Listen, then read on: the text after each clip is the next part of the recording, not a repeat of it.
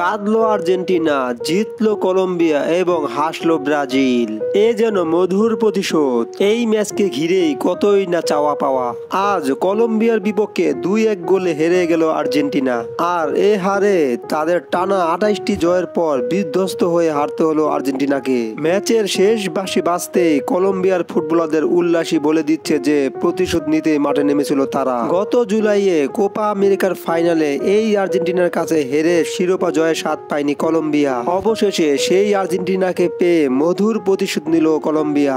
আর্জেন্টিনাদের চোখের পানি দেখে হাসলো ব্রাজিল, কারণ গত কোপা আমেরিকায় এই কলম্বিয়ার সাথে হেরে টুর্নামেন্ট থেকে চোখের পানি নিয়ে বাড়ি ফিরতে হলো ব্রাজিলকে। তখন আর্জেন্টিনার দর্শকদের মুখে খুব হাসি পেয়েছিল।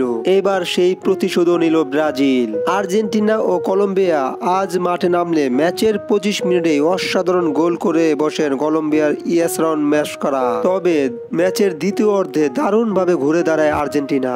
ম্যাচের 48 মিনিটে কলম্বিয়ার ভুল পাসে গোল করে বসেন আর্জেন্টিনার নিকোলাস গঞ্জালেস। আর্জেন্টিনা সমতায় ফিরল 12 মিনিট পরে পেনাল্টি পেয়ে যান কলম্বিয়ার ফুটবলাররা। পেনাল্টি থেকে গোল করে কলম্বিয়াকে 2-1 ব্যবধানে নিয়ে আসেন রদ্রিগেজ। আর তাতেই মধুর প্রতিশোধ নিয়ে মাঠ ছাড়ে 2-1 ব্যবধানে কলম্বিয়া। সব ধরনের খেলার আপডেট পেতে অবশ্যই চ্যানেলটি সাবস্ক্রাইব করে পাশে থাকুন। ধন্যবাদ।